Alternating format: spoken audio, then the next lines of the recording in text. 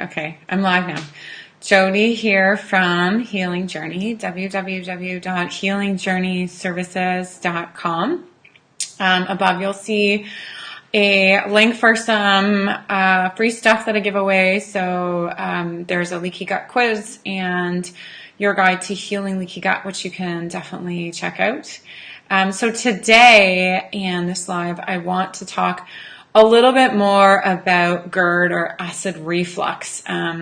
There is a lot of misunderstanding about acid reflux, and I want to kind of get into the nitty-gritty of what exactly that is. So obviously, if you have the symptoms of acid reflux, you know exactly what it is. It's that kind of burping gas and kind of the acid passing back up into your throat, and let me tell you, it is not fun. So the conventional medical community deals with acid reflux by addressing the symptom, which means that they are going to give you proton pump inhibitors that are essentially going to lower the stomach acid amount in your stomach, and by doing that, it's going to raise the pH of your stomach. So you're symptom free. That's what we want, right? So what happens when you're symptom free because you have no stomach acid production? So in order to understand that, you need to first understand the role of stomach acid. So stomach acid, basically, it has two roles. So one is it creates an acidic environment in your stomach needed to kind of incinerate bacterial overgrowth that might be coming in on your food. So obviously the food we're eating could have a layer of bacteria in it, and that stomach acid is, going to prevent that bacteria from overgrowing.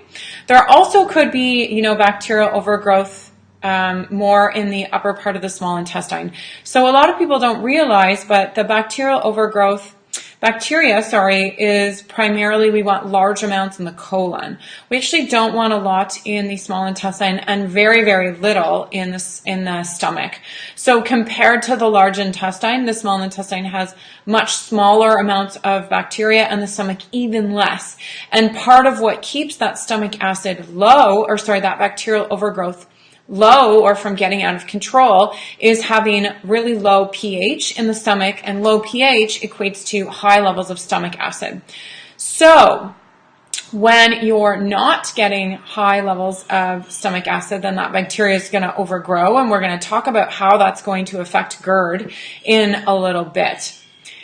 The second role of, a low pH is to activate digestion properly, right? So we want to make sure that the food we're eating is being digested. So initially we start to digest the food in our mouth through chewing, and then the second phase is to go into the stomach.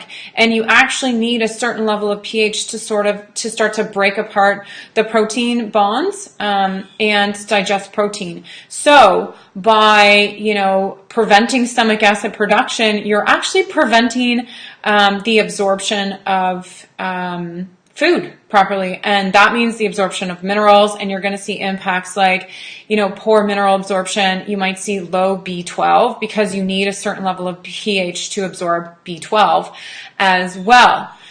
So going on proton pump inhibitors, although it gets rid of the symptoms of GERD, it's actually going to make your health worse in the long term. And it's actually going to perpetuate the situation. So going back to one of the main reasons for stomach acid to prevent that bacterial overgrowth. So if you have bacteria overgrowing in the small intestine, like kind of right near where the valve for the stomach meets the valve for the small intestine, and you have bacterial overgrowth around there, then you're going to get that bloating, right? You're going to get that stomach distension, and that's because the bacteria is going to start to ferment when it consumes things. And when it ferments, it produces gas. And so initially your stomach's going to bloat out, but then the gas has to go somewhere, and so it's going to start to go up. So the gas is going to go up into your stomach, and then it's going to go all the way up and out. And that's where you're getting that burping and that reflux. You also need a certain level of pH to activate the sphincters to kind of close the valves so that the stomach acid stays there. So if you don't have a great stomach acid production and you don't have a low enough pH, then those valves are kind of going to always be sort of open, which is also going to lead to that backup of the stomach acid in your stomach.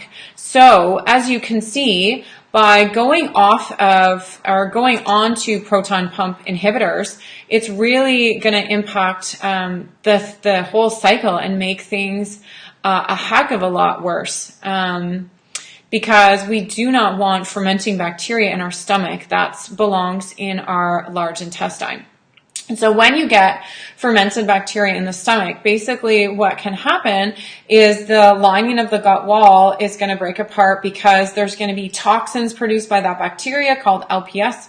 And then that's going to, you're going to have leaky gut, right? So that means that what's in our gut is leaking into our bloodstream. Okay. So you're going to get these toxins called LPS leaking around in the bloodstream, and it's going to be going through your body, which don't belong there. One of these things does not belong.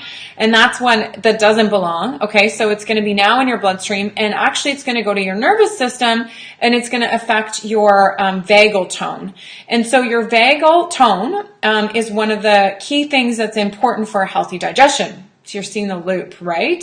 So if you don't have good vagal tone, then you're not actually going to be able to move things through your stomach properly, because your vagal nerve is responsible for activating the enteric nervous system and kind of moving and digesting things. And so if your vagal tone or your vagal nerve isn't very strong, then you're not going to have great digestion, and then you're going to have food sitting there, and then it's going to back up, and then you're going to get acid reflux. So you're kind of seeing how that all happens, right? So if you have this bacteria that's fermenting in your gut, and it creates the LPS, which then links through the leaky gut wall, which then, right, is affecting your vagal tone. So then you're getting another signal to your stomach to not digest properly, which is then going to lead to further issues. So what happens is that it becomes a pretty big vicious cycle, right? So I could go on and on and on about this. And I do talk about a bit of a deeper dive in